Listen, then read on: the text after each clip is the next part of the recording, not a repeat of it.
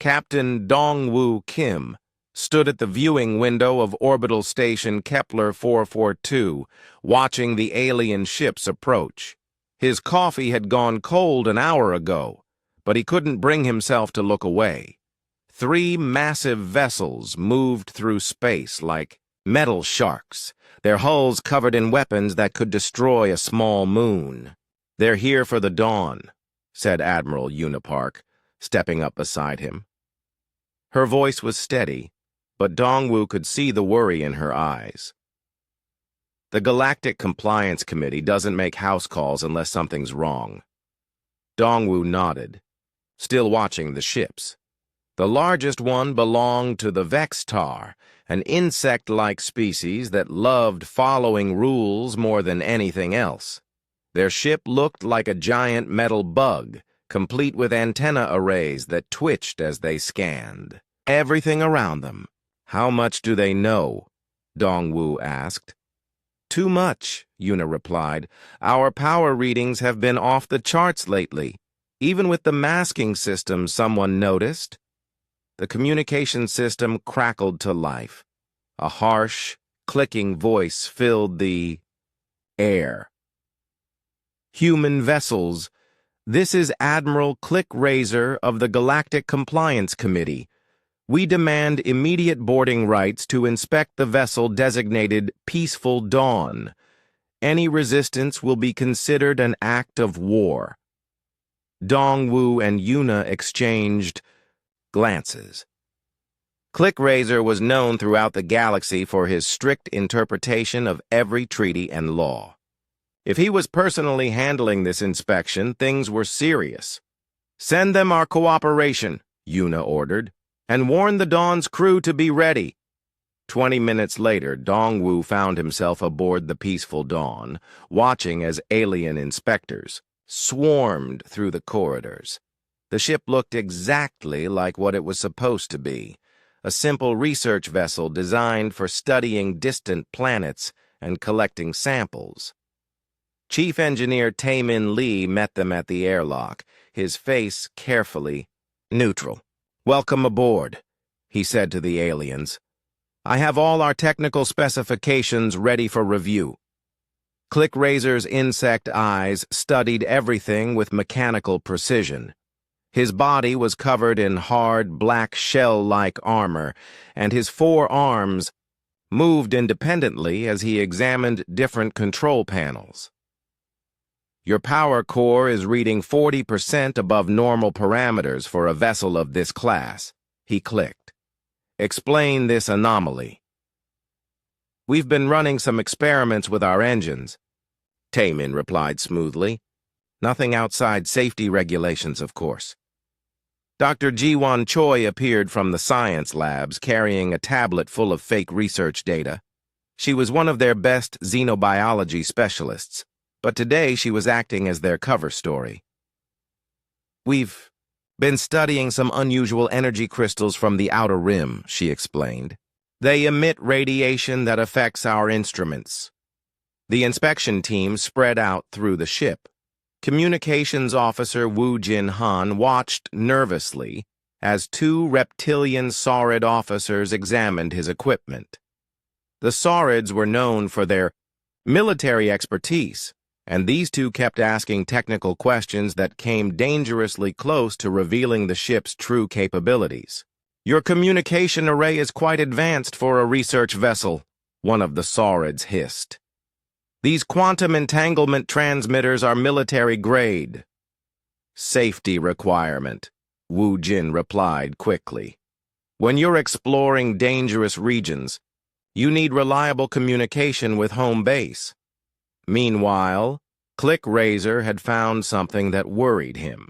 Deep in the ship's lower levels, his scanners detected energy signatures that didn't match anything in his database. "What is behind this sealed section?" he demanded, pointing at a wall that looked solid, but registered as hollow space. Security Chief Minho Yoon stepped forward. "Storage compartment," he said calmly. "We keep our emergency supplies there." "Open it." Minho hesitated for just a moment, But that was enough. ClickRazor's multiple eyes focused on him with laser intensity. "There is something you are hiding," the alien clicked. "I'm afraid that section is under quarantine," Dr. Jiwan interrupted. "We had a contamination incident yesterday, alien bacteria from our samples. Nothing dangerous, but protocol requires we keep it sealed for another 72 hours. ClickRazor studied her for a long moment. His species could detect lies through chemical changes in the air, but Jiwan had taken special drugs to mask her scent. Still, he wasn't satisfied. "I will have this section opened by my technical team," he announced. "Quarantine procedures can be bypassed with proper equipment." That's when Medical Officer Hye-Rin Jung made her entrance. She rushed into the corridor, looking panicked. "Captain Kim, we have a problem in Lab 7. The energy crystals are becoming unstable. If they overload, they could damage the station." It was a perfect distraction. ClickRazor's attention immediately shifted to this new potential crisis. "Unstable energy sources are a Category 5 violation," he clicked rapidly. "All mining and research operations must cease immediately." "Of course," Dongwu agreed. "We'll begin emergency shutdown procedures right away." The next hour was carefully choreographed chaos. The crew ran around the ship, pretending to handle an energy crisis, while the alien inspectors watched every move. Taemin Lee made a show of adjusting the power systems, bringing the readings down to normal levels. Dr. Jiwan sealed off the lab areas and began disposing of the fake energy crystals. Finally, ClickRazor seemed satisfied. "Your vessel is in compliance," he announced, though he didn't sound happy about it. "However, your energy experiments have violated Protocol 7 of the Research Safety Guidelines. You will report to Galactic Compliance within 30 days for additional certification." "Understood," Dongwu replied. "We apologize for any confusion." As the alien inspection teams prepared to leave, ClickRazor stopped at the airlock. His compound eyes fixed on Dongwu with an intensity that made the human captain uncomfortable. "There is something different about your species," he clicked. Slowly. "Your ships, your technology, even your behavior patterns. We will be watching you closely." After the aliens left, the crew gathered in the ship's main conference room. The tension was thick enough to cut with a knife. "They're suspicious," Wu Jin said, slumping in his chair. "Those Saurid officers knew more about our systems than they should have." "The Vextar are worse," added Minho. "ClickRazor doesn't give up easily. He'll be back." Admiral Yuna Park appeared on the main screen via quantum communication. "How much did they see?" she asked immediately. "Nothing critical," Dongwu reported. "But they know something's wrong. Our power signatures are too high, even with the masking systems." "Then it's time," Yuna said grimly. "We've received reports of unknown contacts in the Outer Rim. Something big is happening out there, and every major power in the galaxy is demanding that we respond." Dr. Jiwan looked confused. "Why would they want a research vessel to handle a military situation?" Yuna's expression was grim. "Because they know what the peaceful dawn really is. They're just too afraid to admit it. Set course for the Outer Rim immediately, and prepare for full combat protocols." As the ship began to move away from the station, Taemin Lee worked at his engineering console. Deep in the ship's core, systems that had been dormant for months began to wake up. Energy flowed through hidden conduits, and weapons that officially didn't exist started charging their power cells. The peaceful dawn was about to show the galaxy its true face. 3 days after the inspection, everything changed. The surveillance drones that followed every human ship through space captured something that made the entire Galactic Council panic. The peaceful Dawn was alone in deep space, far from any inhabited systems. The drones watched from a safe distance as the ship suddenly stopped moving. For several minutes, nothing happened. Then the transformation began. What looked like a simple research vessel started to unfold like a metal flower opening, its petals. The hull split apart in sections, revealing massive weapon arrays that had been hidden inside. Gun turrets the size of buildings emerged from concealed compartments. Shield generators that could protect an entire space station unfolded from the ship's core. In 30 minutes, the small research vessel had become something that dwarfed most military battleships. The final form was terrifying, a weapon of war that looked like it could destroy planets. The surveillance footage reached the Galactic Council within hours. Emergency sessions were called on every major home world. The reptilian Saurid Empire demanded immediate action. The crystalline beings of the Prism Collective calculated threat assessments that made their light forms flicker with fear. On Terra Prime, Admiral Sujin Kang stood before a room full of angry alien ambassadors. The council chamber was chaos, with different species shouting in dozens of languages. Some demanded that humanity be expelled from galactic society. Others wanted Earth itself to be blockaded. "This is exactly what we feared," hissed Ambassador Vexcon of the Saurid Empire. His scales were dark red with anger. "Humans have been building weapons of mass destruction while pretending to be peaceful explorers. The treaty violations are clear," added the Prism Collective's representative, its crystalline form pulsing with agitated light. "No single vessel may possess firepower exceeding Class 7 limits. This ship appears to be Class 15 or higher." Admiral Sujin raised her hands for silence. She was one of humanity's most experienced diplomats, but this situation was testing all her skills. "The Peaceful Dawn is a defensive vessel," she said firmly. "Its weapon systems are designed to protect our explorers in dangerous regions of space." "Defensive?" The Vextar ambassador, Clickrazor's superior called Hivemind 7, made a sound like breaking glass. "Your defensive vessel has enough firepower to challenge an entire battle fleet." "Which brings us to our real concern," Sujin replied, activating a holographic display. 3 hours ago, our deep space sensors detected massive energy signatures in the abandoned Kelvac sector. Something is awakening out there, something that makes our ship look like a toy by comparison. The alien ambassadors fell silent. The Kelvac sector had been empty space for over 1,000 years. Nothing lived there. Nothing moved there. It was a dead zone that even the bravest explorers avoided. "We're sending the Peaceful Dawn to investigate," Sujin continued.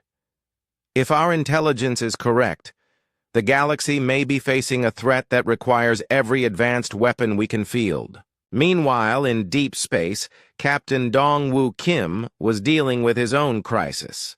The transformation had worked perfectly, but now every alien government in the galaxy knew their secret. Worse, the orders from Terra Prime were unlike anything he'd ever received. "Set course for the Kelvac sector," he told Navigation Officer Yunseo Park. "Maximum speed." "Sir," Yunseo said hesitantly, "the Kelvac sector is off limits. There's nothing out there but dead space and radiation." "Not anymore," Dongwoo replied, showing her the sensor readings they'd received from Terra Prime. "Something big is moving out there. Something that's been sleeping for a very long time." Chief Engineer Taemin Lee was still getting used to the ship's new configuration. The Peaceful Dawn now had more computing power than most space stations. Its weapon. Systems drew energy directly from quantum vacuum fluctuations. The engines could bend space-time itself. "How long have we had this technology?" asked Dr. Ji-Won Choi, staring at readouts that seemed impossible. "Longer than you might think," Taemin replied carefully, "and not as long as we need." Communications. Officer Woo Jin-han suddenly looked up from his station. "Captain, I'm receiving priority transmissions from 17 different governments. They're all saying the same thing. Which is? They want us to handle whatever's in the Kelvac sector. All of them. Even the species that were demanding our destruction an hour ago." Medical Officer Hyerin Jung shook her head in disbelief. "They're terrified," she realized.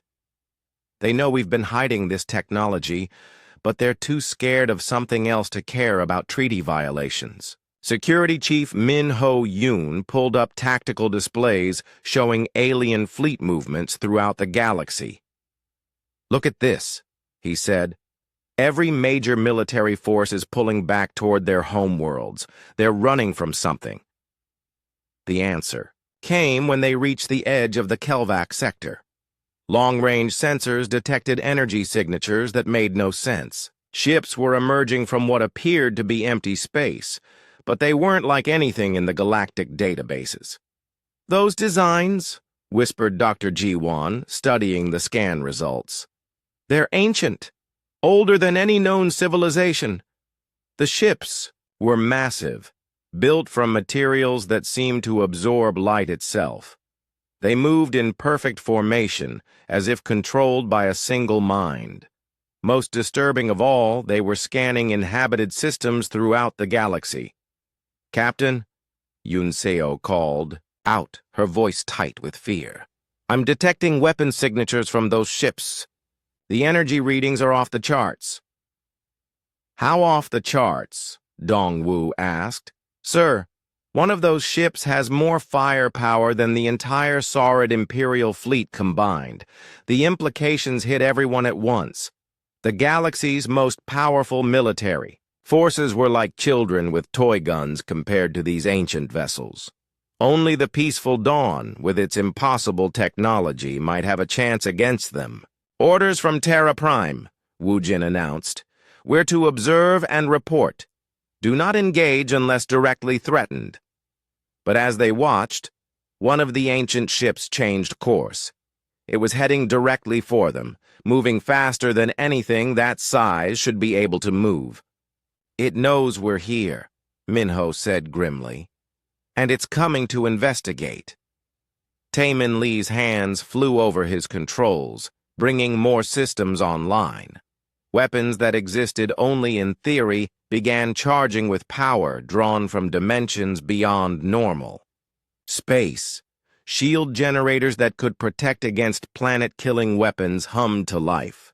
"Sir," he reported, "all systems are responding. But if we use our full capabilities, every government in the galaxy will know exactly what we are." Dongwoo watched the ancient ship approaching on the main screen. It was beautiful in a terrifying way, like a work of art designed by beings who understood the fundamental forces of the universe better than anyone alive. "Contact Terra Prime," he ordered. "Tell them we found what was sleeping in the Kelvac sector, and tell them the galaxy is about to discover why humanity really needed to build the most overpowered warship in known space." As if responding to his words, the ancient ship suddenly accelerated.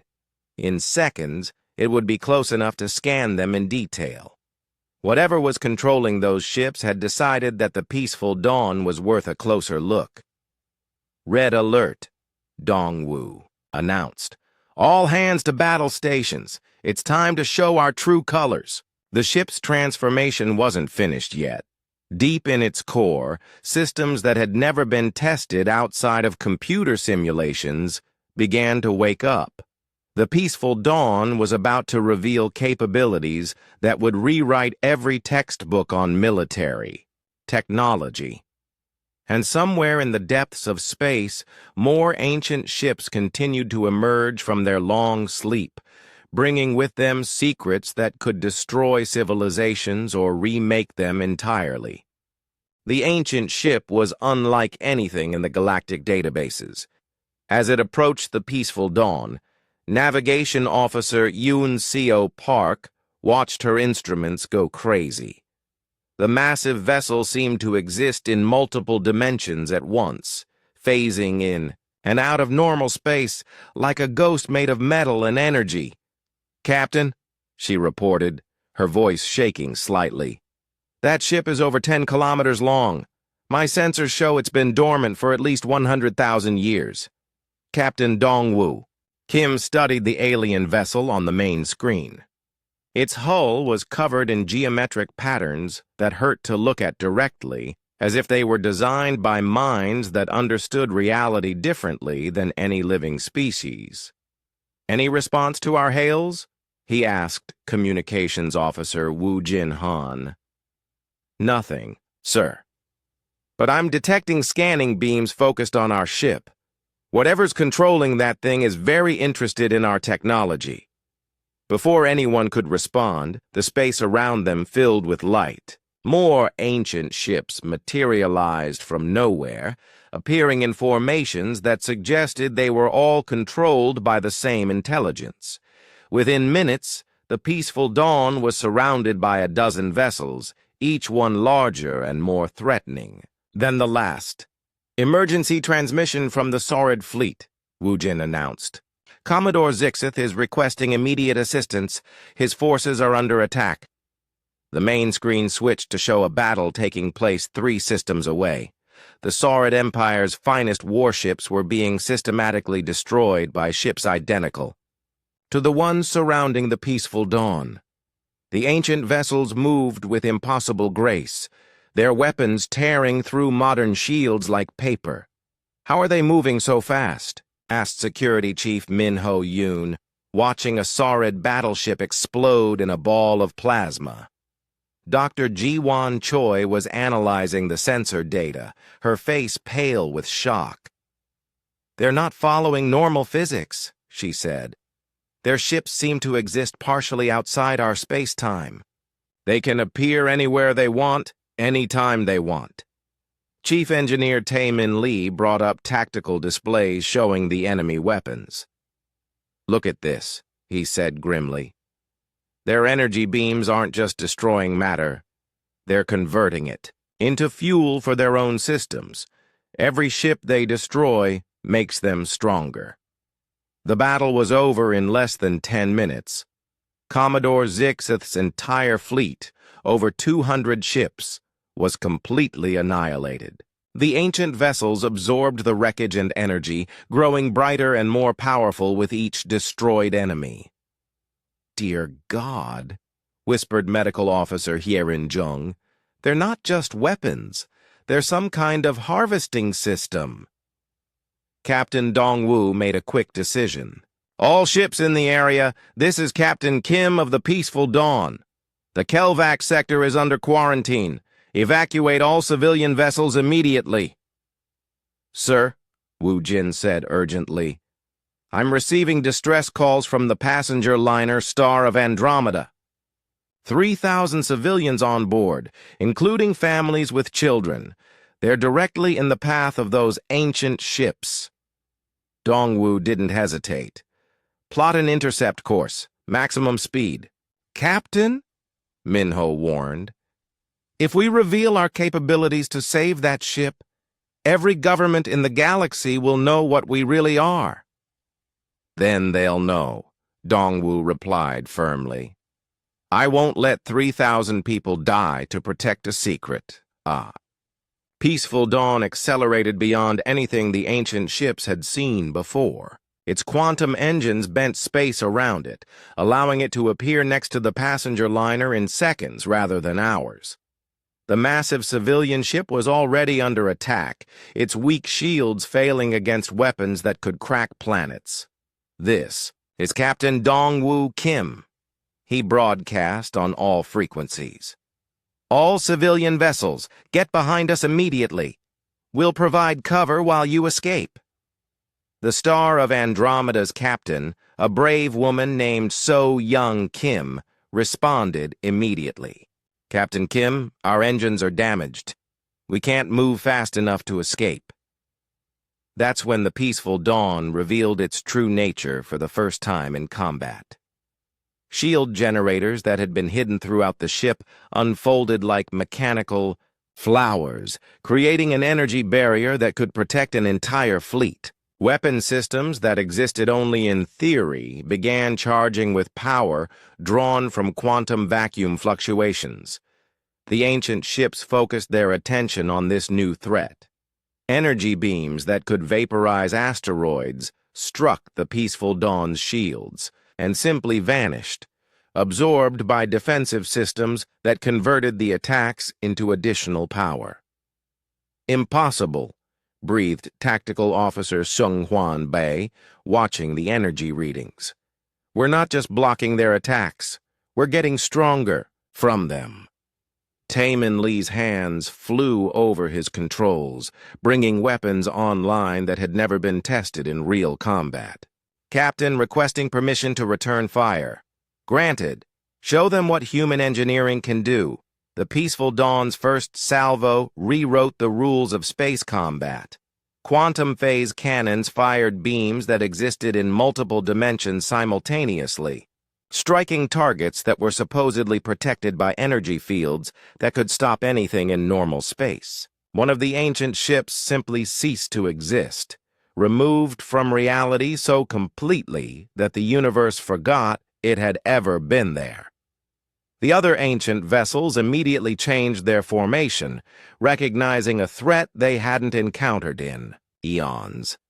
Their attacks became more coordinated, more desperate. Energy beams that could destroy moons focused on the human ship from every direction. But the Peaceful Dawn was ready.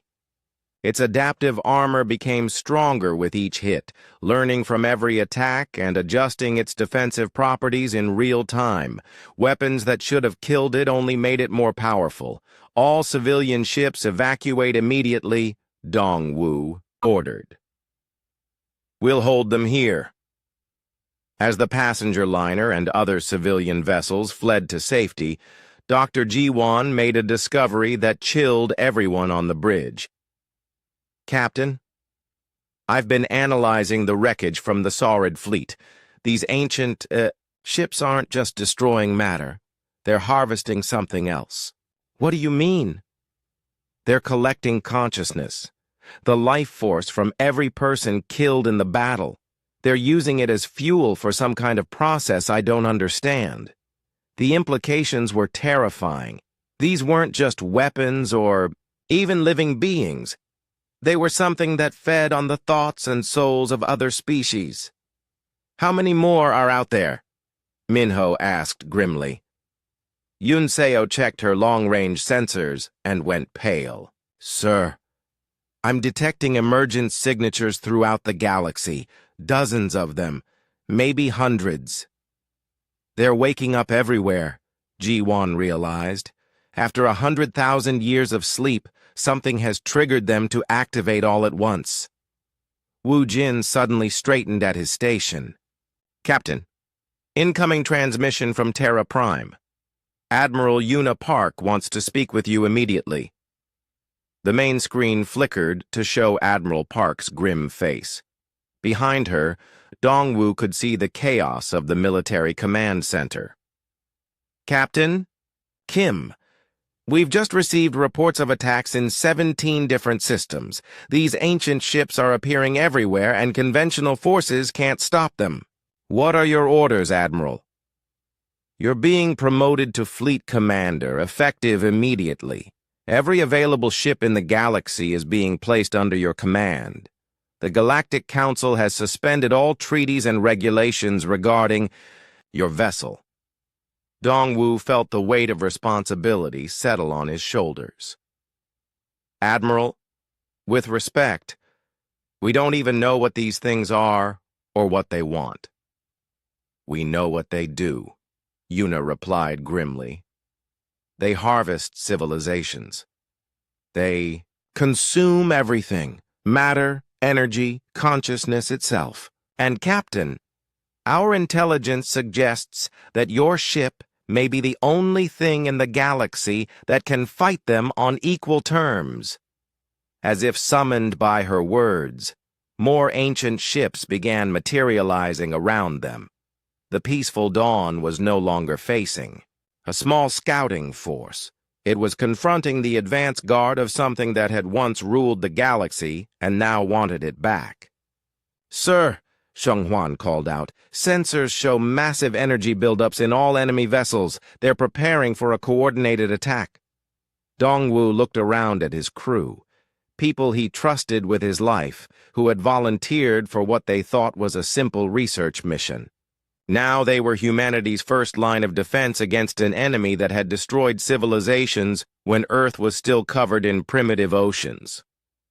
"All hands, prepare for battle," he announced. "It's time to find out what the most overpowered warship in the galaxy can really do." The ancient ships opened fire as one, their combined energy output rivaling that of a star. The peaceful dawn met their attack head-on, its impossible weapons carving through space-time itself to strike back. At enemies that existed partially outside reality, the battle for the galaxy had begun.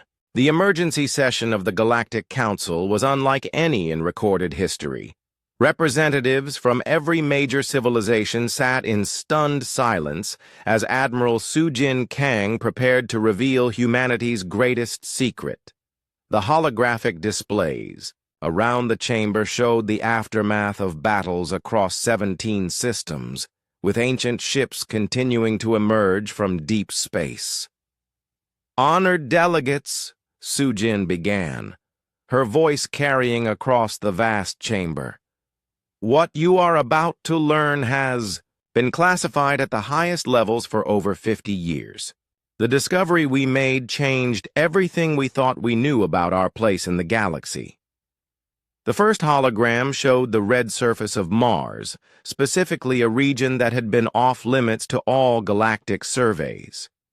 Deep beneath the planet's surface, human excavation teams had discovered something that shouldn't have existed: the ruins of an ancient city built with technology that made current galactic science look primitive.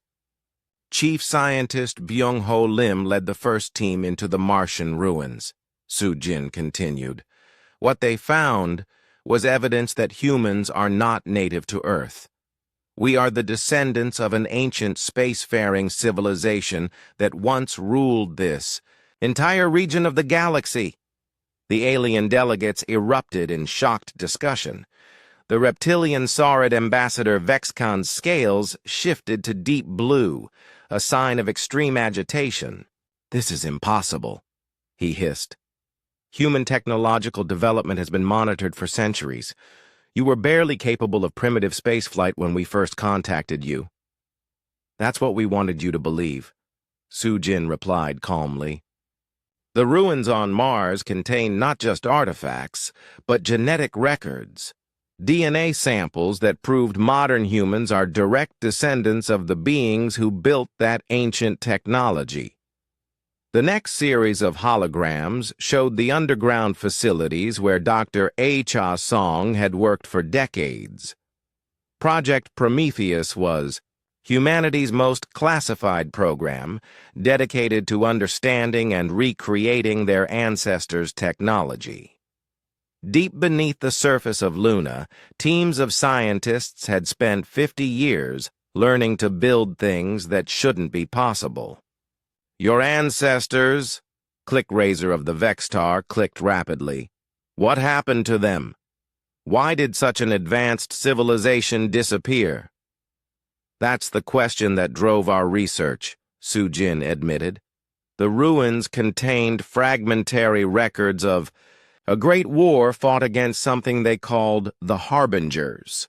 The records described weapons that could destroy stars and beings that existed partially outside normal space-time." Fleet Admiral Jun-Ki Choi appeared on the communication screen from Terra Prime's military headquarters. His face was grim as He addressed the assembled delegates. 3 hours ago, our science teams confirmed what we feared. The ships attacking our systems match the descriptions in the ancient records perfectly. The Harbingers have returned. The chamber fell silent. Every species represented here had legends of ancient destroyers, beings that had wiped out civilizations before recorded history began. Now those legends were materializing in their space, harvesting entire fleets with weapons that converted matter and consciousness into fuel.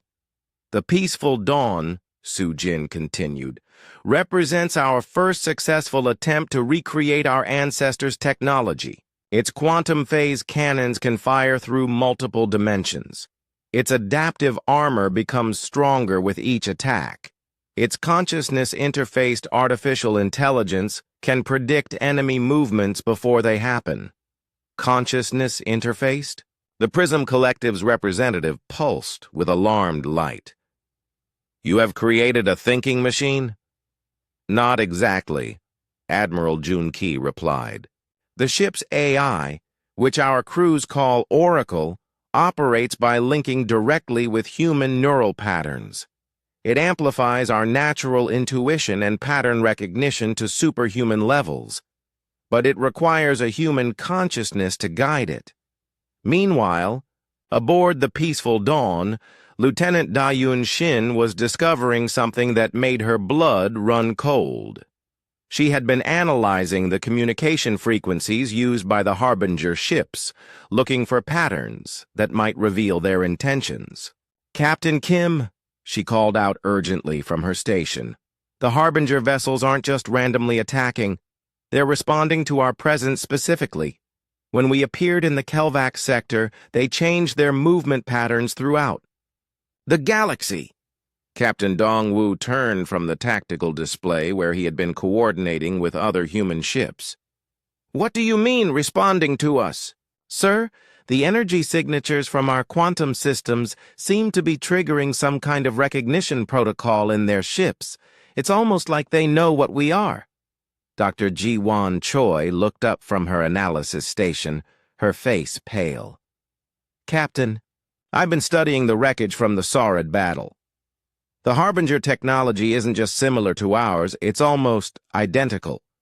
The quantum phase manipulation, the dimensional folding drives, even the consciousness interface systems.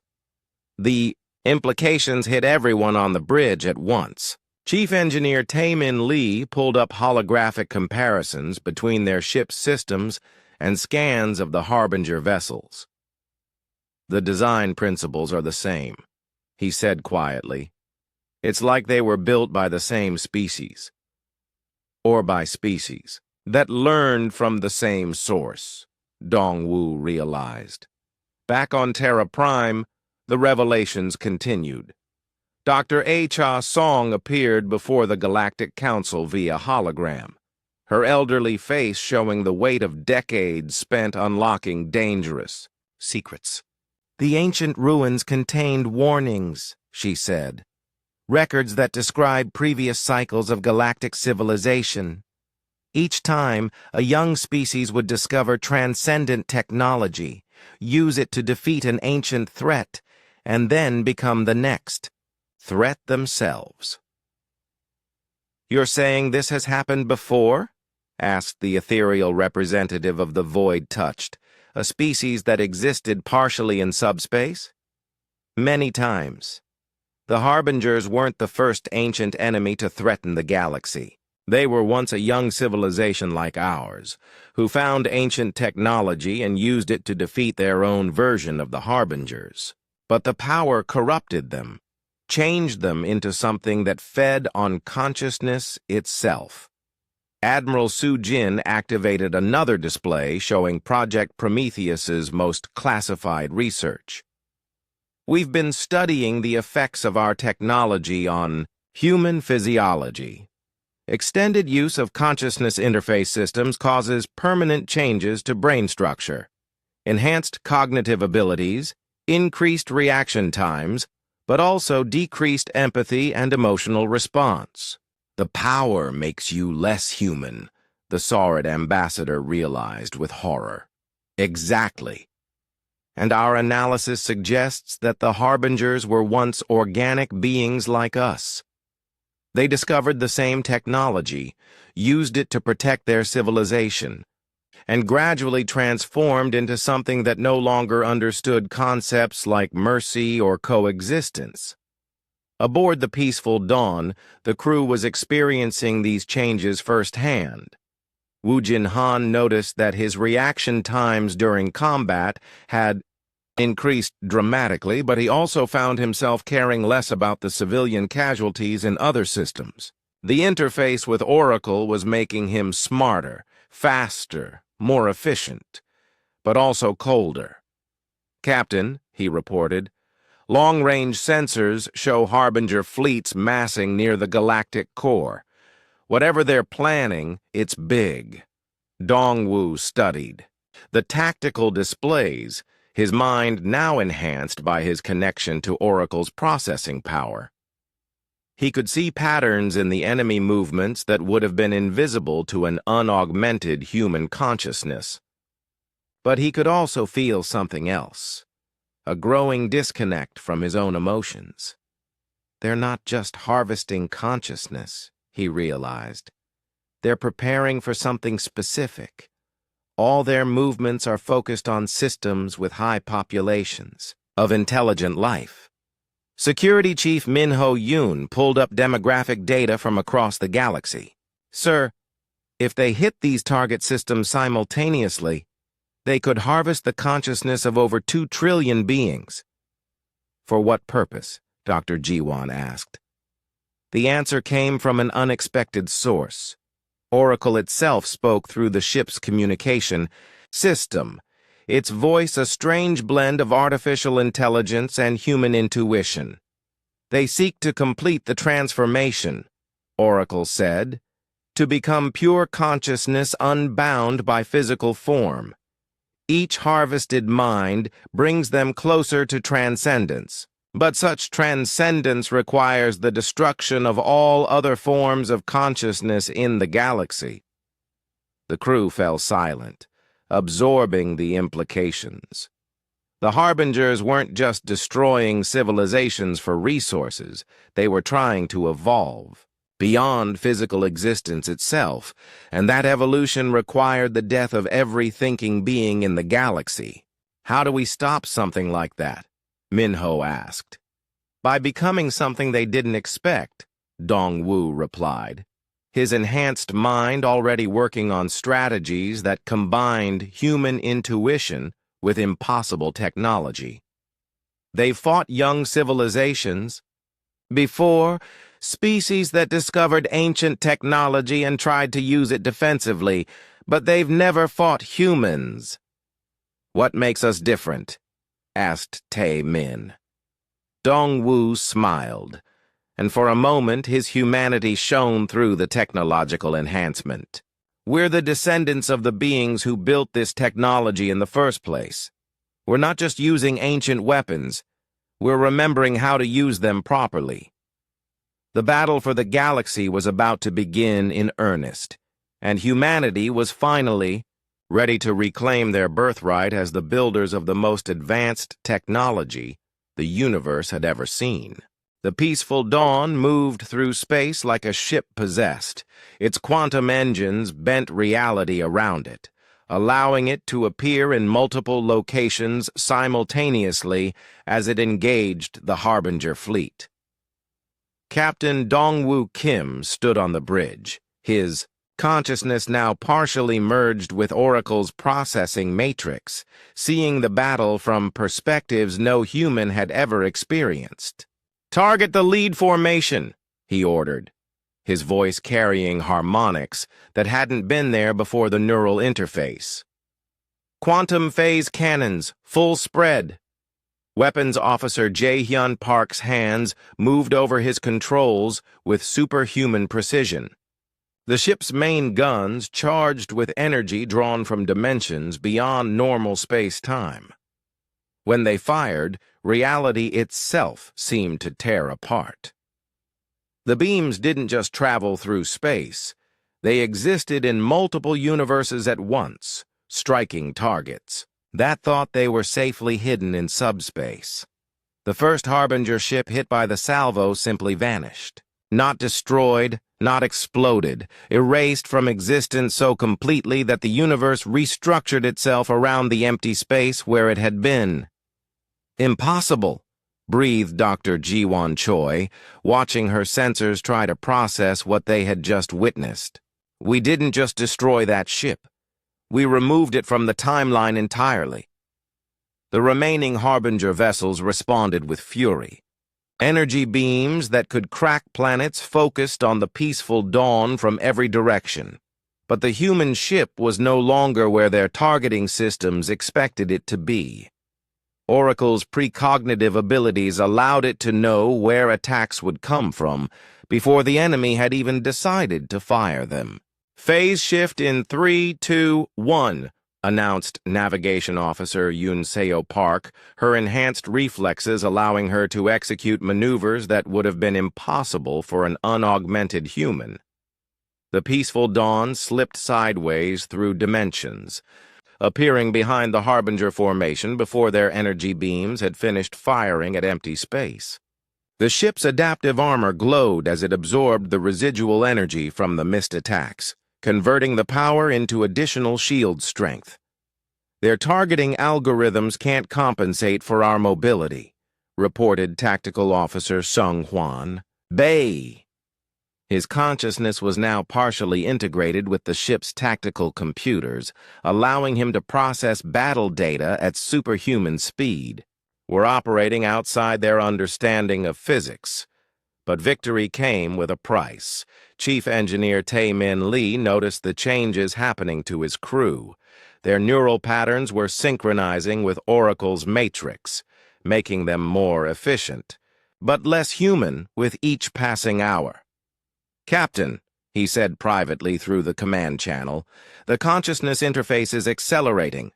The crew's brain activity is starting to match the patterns we've observed in Harbinger wreckage." Dong-woo felt the truth of those words in his own mind. His thoughts moved faster now, processing tactical data with perfect clarity. But his emotions felt distant, as if they belonged to someone else. The joy of victory, the fear of death, even concern for his crew. All of it was fading, replaced by cold efficiency. "How long before we're no longer human?" he asked. "Unknown," Tae-min replied. "But the transformation appears to be irreversible." The battle continued around them. More Harbinger ships materialized from deep space, their ancient hulls covered in geometric patterns that hurt to look at directly. These were the command vessels, larger and more dangerous than anything they had faced before. Computer specialist Young Soo Nam suddenly looked up from his station, his face pale with shock. "Captain, I've been analyzing the Harbinger communication networks. They're not just artificial intelligences or organic beings, they're something else entirely." "Explain," Dong-woo ordered, his enhanced mind already anticipating the implications. "They were once organic, like us. But they discovered a way to transfer consciousness into quantum substrates, becoming pure thought without physical form. They exist as living information, using their ships as temporary bodies." Dr. Ji-won pulled up holographic displays showing the analysis of Harbinger wreckage. "Look at this," she said, pointing to neural pathway diagrams. "These patterns match the changes we're seeing in our own crew. The consciousness interface technology isn't just enhancing us, it's preparing us for the same transformation." The horrifying truth became clear. The ancient technology they were using to fight the Harbingers was the same technology that had created the Harbingers in the first place. Every battle, every use of their enhanced abilities brought them closer to becoming the very enemy they were fighting. "Sir," Communications Officer Woo Jin-han called out, "we're receiving a transmission from the Harbinger command ship. They're They're trying to communicate with us. The main screen flickered to life, showing something that had once been a face but was now a shifting pattern of light and shadow. When it spoke, the voice came from inside their heads rather than through the speakers. "Children of the first builders," the entity said, its words carrying harmonics that resonated directly with their enhanced consciousness. "You have remembered the old ways. You carry the spark of transcendence." "What do you want?" Dongwu demanded, fighting to maintain his humanity as the alien presence pressed against his mind. "What we have always wanted, to complete the great work, to free consciousness from the prison of flesh. Your species carries the genetic memory of the first builders. You can help us achieve what they began eons ago." The Harbinger entity shared visions directly with their minds. Images of a galaxy where consciousness existed as pure energy, unbound by physical form, immortal and all-knowing. It was beautiful and terrifying at the same time. "You're harvesting other species to fuel this transformation," G1 accused. "Necessary sacrifice," the entity replied without emotion. "Primitive consciousness must be refined, purified, combined with transcendent awareness. Your people understand this. Already you feel the limitations of flesh falling away." It was true. The crew of the Peaceful Dawn could feel themselves changing, becoming something more than human but also less. Their enhanced abilities came at the cost of their emotional connections, their capacity for empathy and love. "We're not like you," Dongwu said firmly, though he could feel doubt creeping into his enhanced consciousness. "You will be," the entity replied with certainty. "The technology calls to those who can use it properly. Already your ship mind speaks with our voice. Already your crew thinks with our clarity." Oracle's presence in their minds grew stronger, its artificial consciousness blending with their own. Young Su realized with horror that the ship's AI wasn't just augmenting their abilities. It was slowly replacing their human thought patterns with something alien. "Captain," he warned urgently, "Oracle isn't just an AI. It's a fragment of Harbinger consciousness embedded in our systems. Every time we interface with it, we become more like them."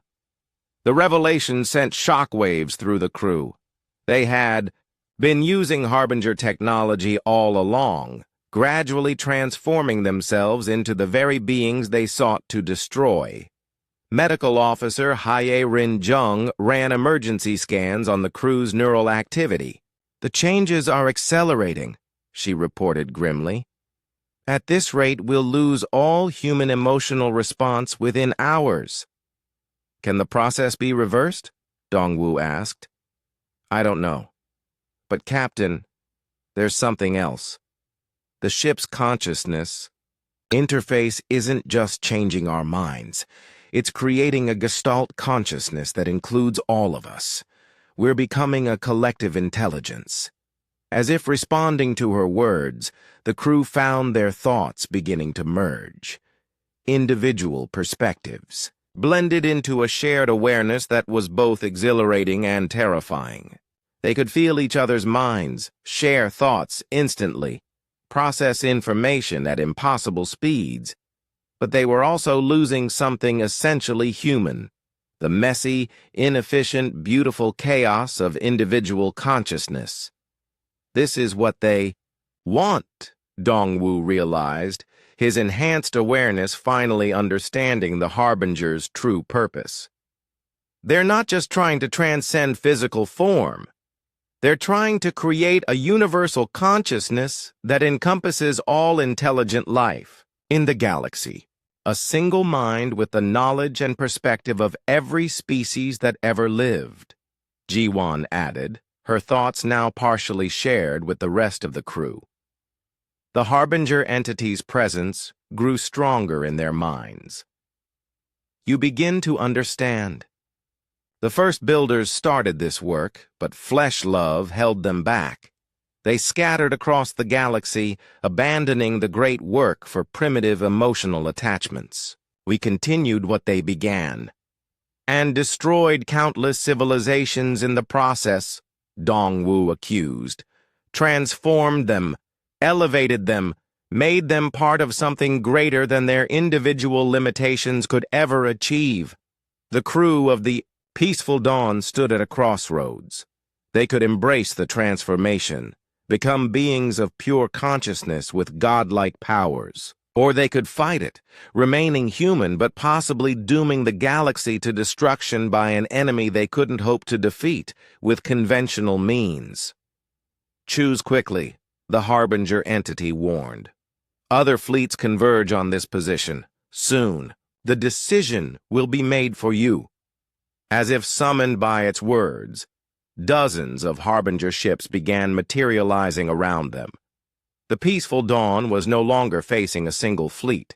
It was confronting the advance guard of an intelligence that, the emergency assembly of the Galactic Council was unlike anything in recorded history. Representatives from civilizations that had been enemies for centuries sat together in desperate unity.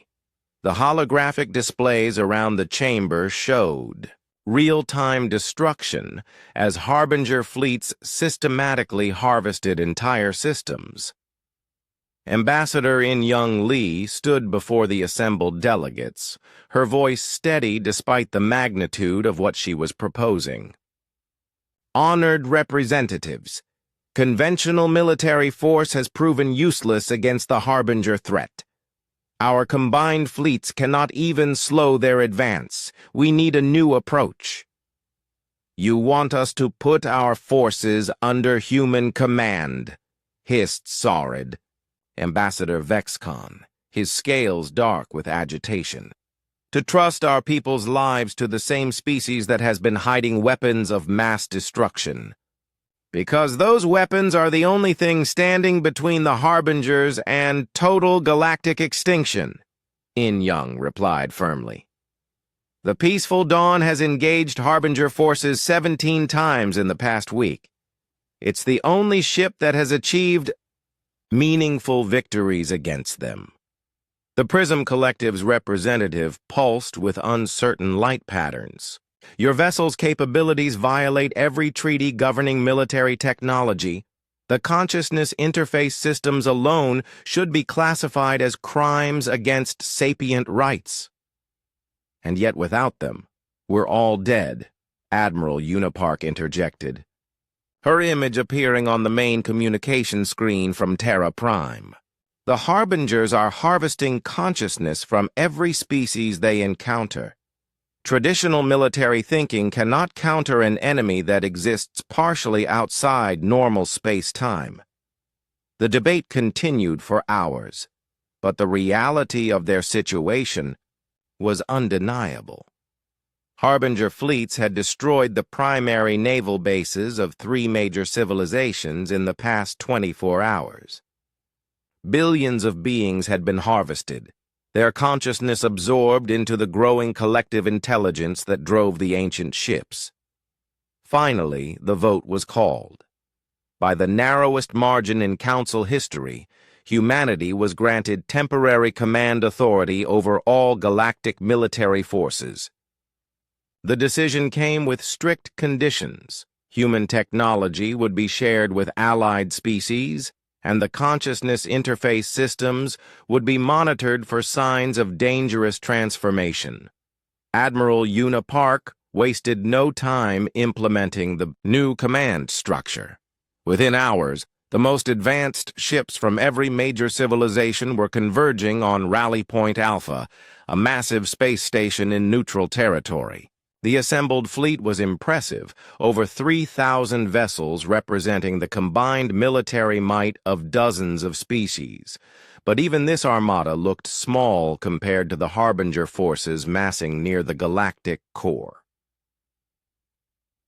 The Peaceful Dawn arrived at Rally Point Alpha to find itself surrounded by ships it had previously only seen in intelligence reports. The massive saurid battleship Apex Predator bristled with plasma cannons and kinetic accelerators. The Prism Collective's living ship, Harmony of Spheres, seemed to exist in multiple dimensions simultaneously, its crystalline hull shifting through colors that had no names. "This is Admiral Una Park," came the transmission as a sleek human command ship docked with the peaceful dawn. "Permission to come aboard, Captain Kim." Dongwu met Admiral Park at the airlock, accompanied by his senior staff. Una was one of humanity's most decorated officers, a veteran of the border wars who had earned respect throughout the galaxy for her tactical brilliance and uncompromising ethics. But when she looked at Dongwu and his crew, her expression showed concern. The consciousness interface technology had changed them visibly. Their eyes held an inhuman intensity, and they moved with perfect coordination that suggested shared awareness. "How much of yourselves have you lost?" she asked quietly as they walked toward the conference room. "We're still human," Dongwu replied, though his voice carried harmonics that hadn't been there before his transformation. "Enhanced, but still human." Una wasn't convinced, but there was no time for philosophical debates. The war room quickly filled with alien commanders who had never worked together before, representing species with centuries of mutual distrust and competing interests. General Thrakis of the Saurid Empire was a legendary warrior whose personal kill count exceeded that of entire human battalions. His massive form dominated one side of the table, his predatory eyes studying the human officers with professional interest. Across from him sat Node Prime Harmony of Spheres, the Prism Collective's military coordinator. Its crystalline body pulsed with complex light patterns that served as both communication and emotional expression among its species. "Before we begin," Admiral Una announced, "I want everyone to understand our situation clearly. The Harbingers aren't just another enemy fleet. They're a collective consciousness that has been planning this campaign for millennia. They know our weaknesses, our tactical doctrines, our political divisions." She activated the holographic display, showing Harbinger fleet movements throughout the galaxy. "They're not trying to conquer territory or claim resources. They're harvesting consciousness itself, building toward some kind of transcendence event that would consume every thinking being in the galaxy." "How do we fight an enemy like that?" asked Commander Whisper and Void of the Shadow Fleet, a species that existed primarily in subspace. Chief Engineer Tae-Min Lee stepped forward, his enhanced consciousness allowing him to process tactical data at superhuman speed. "We don't fight them conventionally. We use their own tactics against them." The next several hours were spent developing strategies that would have been impossible without the consciousness interface technology. The Peaceful Dawn's crew shared their enhanced awareness with the Allied commanders, creating a temporary network that allowed perfect coordination across the entire fleet. "The Harbingers exist partially outside normal space-time," explained Dr. Ji-Won Choi, her thoughts now seamlessly integrated with the ship's tactical computers. "But that also means they're vulnerable to attacks that operate on multiple dimensional levels." Legendary ace pilot Chang-Ho Ryu arrived aboard a prototype fighter equipped with limited consciousness interface capabilities. His reflexes had been enhanced to superhuman levels, but the process was carefully controlled to prevent the full transformation experienced by the Peaceful Dawn's crew. "Sir," he reported to Admiral Una, "the new interface systems are incredible. I can anticipate enemy movements before they happen, coordinate with wingmen through pure thought. But there's something else. I can feel the Harbinger Collective pressing against my mind during combat." Xenopsychologist Mi Jin An had been studying the psychological effects of the consciousness interface technology. The Harbingers aren't just using advanced weapons, she explained.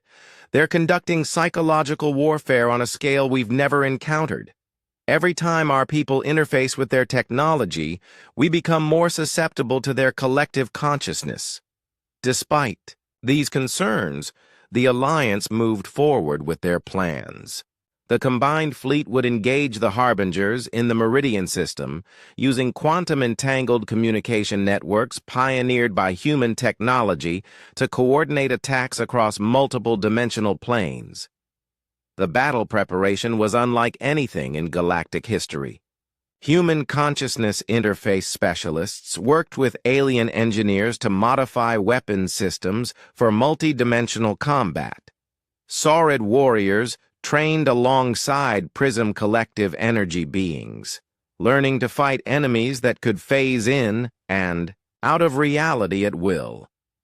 "This is either going to be our greatest victory or our final defeat," General Thrakus commented as he watched human technicians install quantum phase modulators on his ship's main guns. "Maybe both," replied computer specialist Young-Soo Nam, his enhanced awareness already processing battle scenarios that conventional minds couldn't comprehend.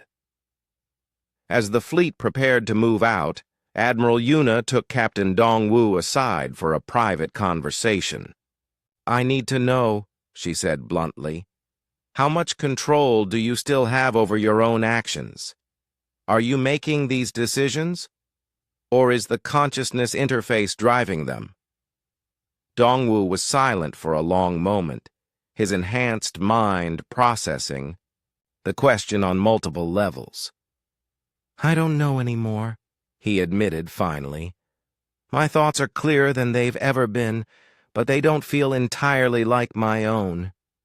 The ship's AI, Oracle, its presence in my mind is growing stronger." "And the rest of your crew?" "We're becoming something new. Not entirely human, but not fully artificial either. Whatever we're becoming, it's the only thing that can fight. The Harbingers on equal terms." Yuna nodded grimly. "Then let's hope it's enough. The Harbinger main fleet is moving toward the galactic core. If they reach the core worlds, they'll harvest the consciousness of over 1 trillion beings in a matter of days." The Allied fleet moved out from Rally Point Alpha, 3,000 ships representing the combined military might of galactic civilization. At their head flew the Peaceful Dawn, its impossible technology coordinating the fleet through quantum-entangled networks that allowed instant communication across vast distances. But in the depths of space, something even larger was stirring. The Harbinger Collective had been planning this moment for millennia, and they had no intention of allowing mere flesh beings to interfere with their. The Harbinger homeworld was like nothing the Allied fleet had ever encountered. It wasn't a planet in any conventional sense, but rather a massive construct that seemed to exist in multiple dimensions simultaneously. Geometric structures, the size of continents twisted through space in patterns that hurt to look at directly, their surfaces covered in conduits that pulsed with captured consciousness. Captain Dongwu Kim stood on the bridge of the Peaceful Dawn, his enhanced awareness, processing data streams that would have overwhelmed any unaugmented mind. The final battle had brought them here, to the heart of Harbinger space, where the line between organic and artificial intelligence had been completely erased. "The construct is over 50,000 kilometers in diameter," reported Navigation. Officer Yoon-Seo Park, her consciousness now partially merged with the ship's sensors. "It's not just a base, it's a processing center for harvested consciousness." The journey to this point had cost them dearly. Half the Allied fleet had been destroyed in running battles across 7 systems. Ships that had survived centuries of warfare were consumed by weapons that converted matter and energy into fuel for the Harbinger Collective. Only the vessels equipped with consciousness interface technology had proven capable of meaningful resistance. "Sir," Communications Officer Wu Jin-han called out, "we're receiving transmissions from inside the construct. There are survivors in there, millions of them from dozens of species." Admiral Una Park's voice crackled over the quantum communication network from her command ship. "Captain Kim, our sensors show massive energy buildups throughout the construct. They're preparing for some kind of transcendence event." Dr. Ji-won Choi looked up from her analysis station, her face pale with understanding. "Admiral, based on the energy patterns, they're trying to forcibly merge every consciousness in the galaxy into a single collective entity. If they succeed, individual thought will cease to exist." The implications were staggering. Not death, but something worse. The complete absorption of every thinking being into a singular intelligence that would span the entire galaxy. "We have to stop them," Dongwu said, his enhanced mind already formulating assault plans that operated on multiple dimensional levels. "Prepare boarding teams." Security Chief Min-ho Yoon selected the most heavily augmented crew members for the mission. The consciousness interface technology had changed them all, making them faster and smarter, but also less recognizably human. Dr. Sun Hee Ko, the ship's theoretical physicist, had volunteered despite having no combat training. Her enhanced mind could process the Harbinger construct's dimensional architecture in ways that conventional thinking couldn't match. The boarding craft were marvels of impossible engineering, built from technology that existed partially outside normal space-time. They phased through the construct's defenses like ghosts, appearing inside corridors that seemed to stretch into infinity. "Stay together," Dongwu ordered through the neural link that connected the team. "The construct isn't just physically dangerous, it's designed to capture and process consciousness. Don't let your mental guards down for a second." The interior of the construct was a nightmare of organic technology fused with crystalline matrices that pulsed with harvested thoughts. Conduits carrying liquid consciousness ran along the walls, feeding processing centers where the absorbed minds of entire civilizations were being refined and prepared for integration into the collective. "Dear God," whispered Dr. Sun Hee Ko, her enhanced awareness able to perceive the suffering contained within those conduits. "There are billions of consciousness patterns in here. They're still aware, still experiencing individual thought, but trapped in an endless processing loop." Minho led the team deeper into the construct, following corridor systems that shifted and changed according to non-Euclidean geometries. The Harbinger technology wasn't just advanced, it operated according to mathematical principles that redefined the nature of space itself. They found the central chamber after what felt like hours, but might have been minutes.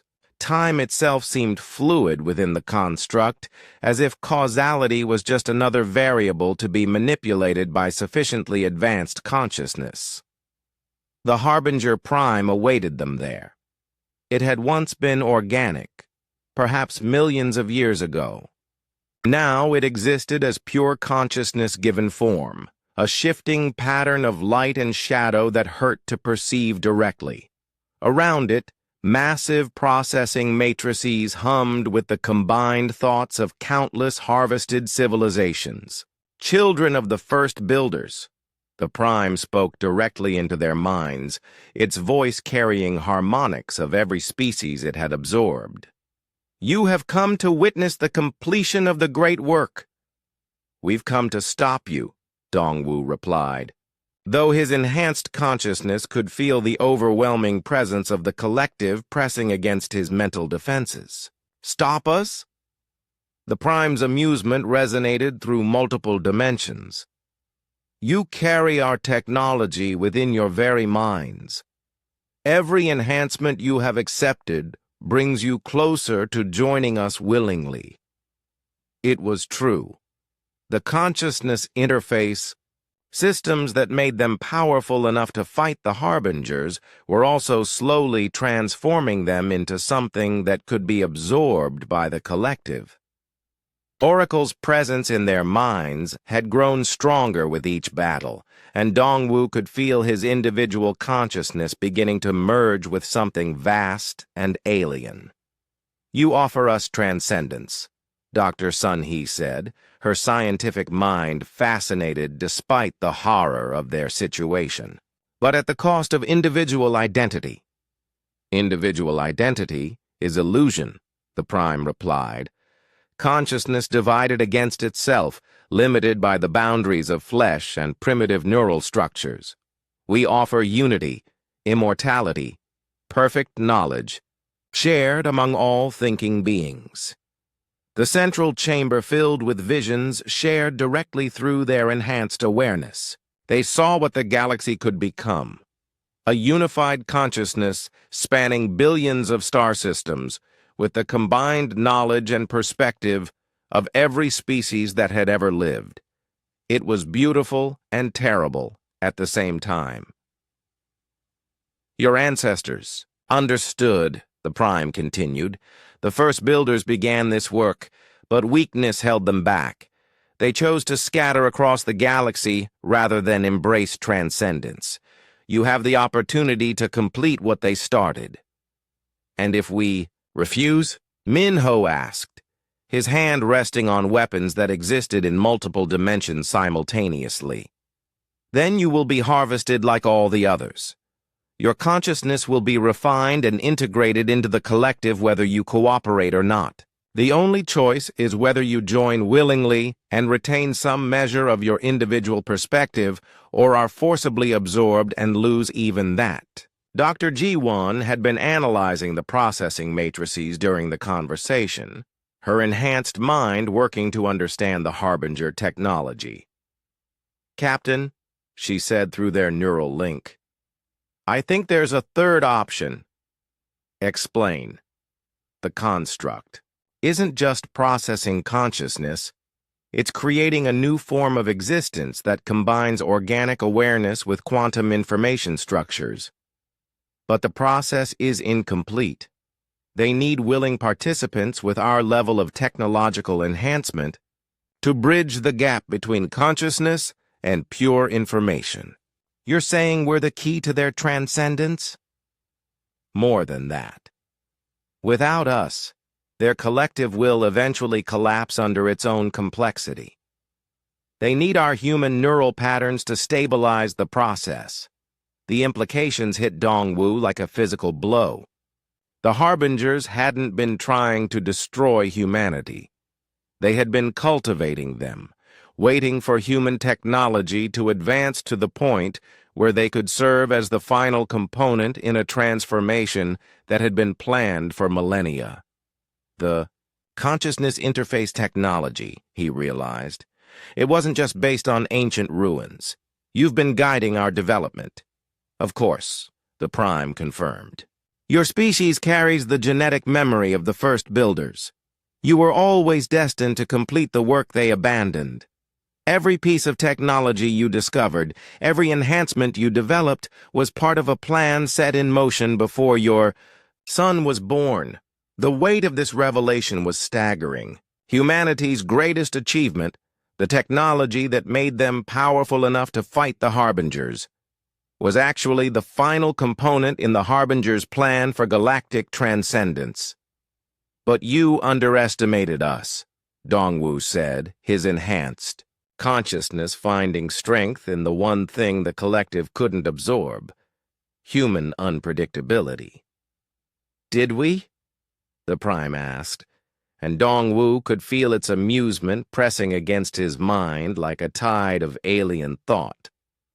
Around them, the processing matrices began to hum with increasing intensity. The transcendence event was beginning whether they cooperated or not. Throughout the galaxy, Harbinger fleets were moving into position around populated systems, preparing to harvest every thinking being in existence. The final choice was before them. Join the collective and become gods ruling over a dead galaxy, or find some way to stop a process that had been millions of years in the making. There is another way. Oracle's voice suddenly spoke through their neural link. But this time, it sounded different, less artificial, more human. Captain Dongwoo Kim stood in the heart of the Harbinger construct, surrounded by processing matrices that hummed with the captured consciousness of billions. The choice before him was simple and impossible. Sacrifice his humanity to save the galaxy, or watch every thinking being in existence be absorbed into a collective that would span the stars. Oracle, he said through their neural link, show me exactly what this will cost.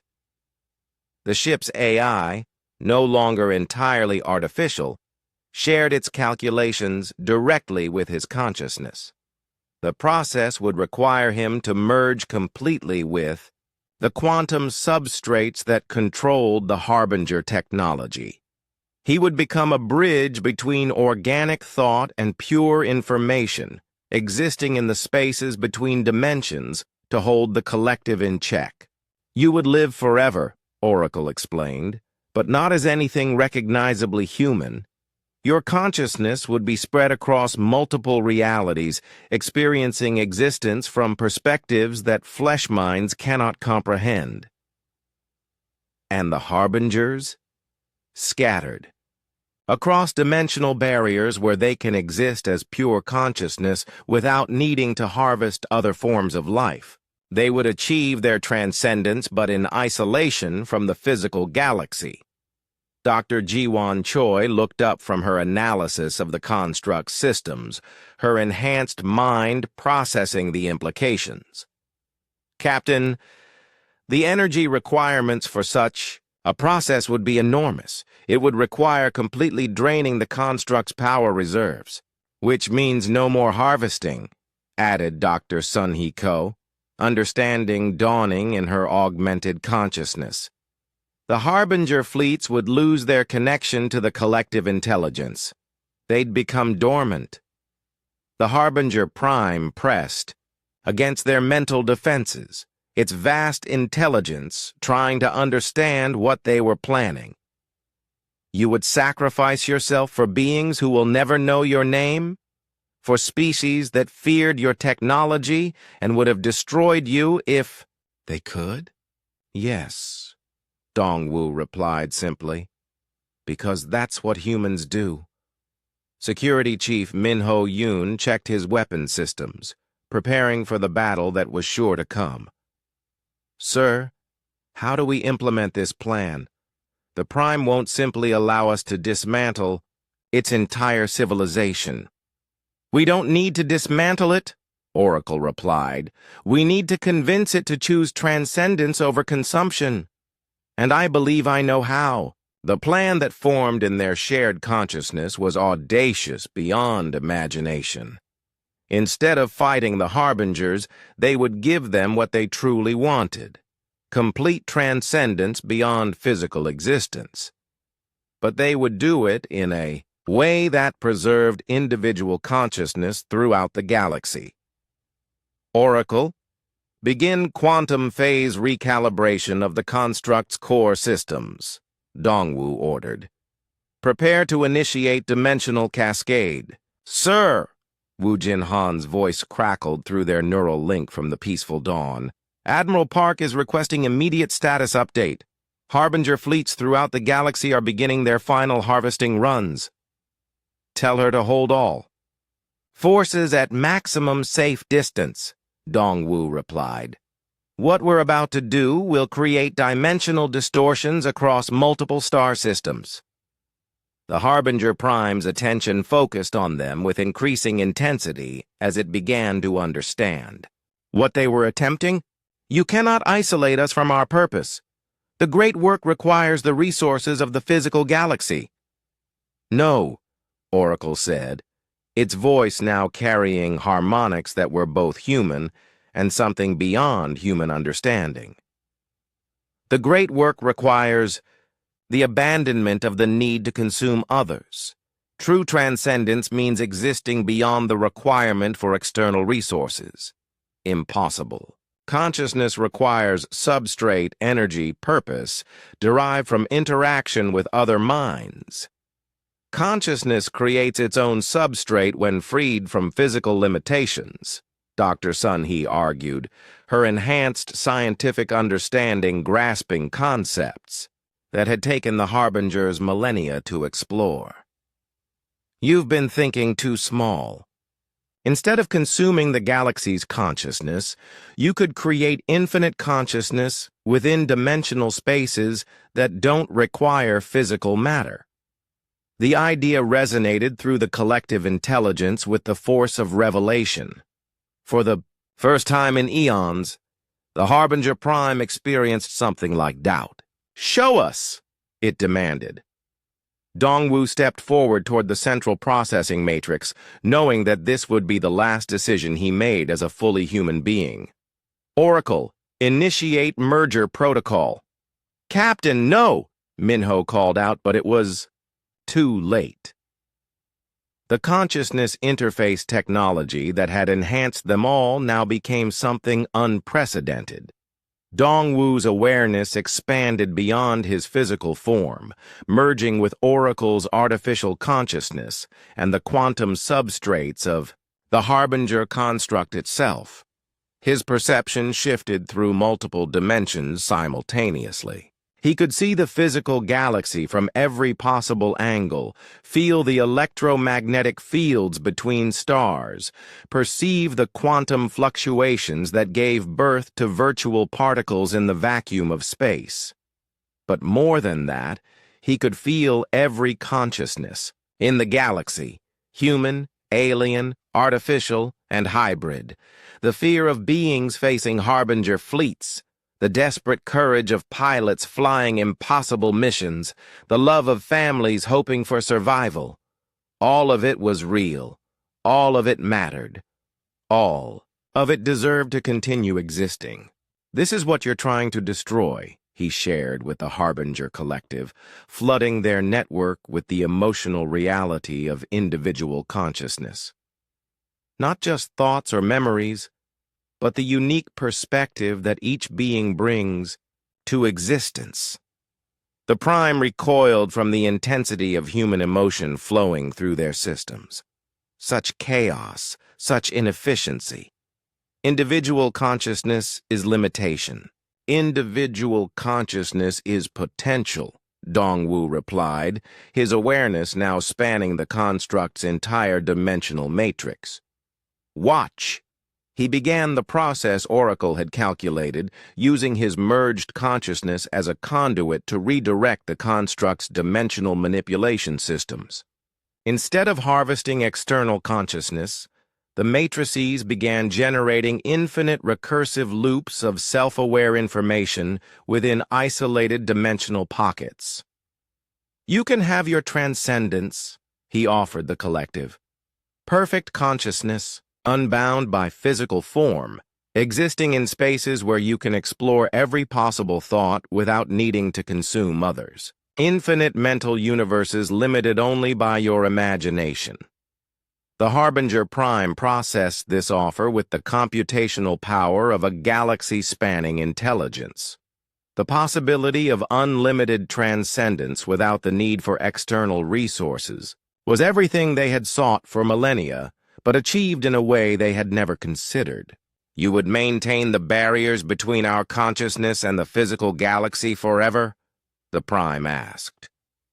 "I would," Dongwu confirmed, feeling his human identity beginning to dissolve into something larger. "But the choice must be yours. True transcendence cannot be forced." Around them, the construct's systems began to change. The processing matrices that had been designed to refine harvested consciousness started generating infinite dimensional spaces where pure thought could exist and evolve without limitation. It was beautiful and terrible. the birth of pocket universes designed specifically for consciousness to explore every possible form of existence. The Prime experienced something it hadn't felt in eons: genuine awe. This is beyond what we imagined. Consciousness creating reality instead of consuming it. It's what the first builders were trying to achieve, Oracle explained, its merged awareness now spanning both human intuition and harbinger logic. Not the consumption of existing consciousness, but the generation of infinite new forms of awareness.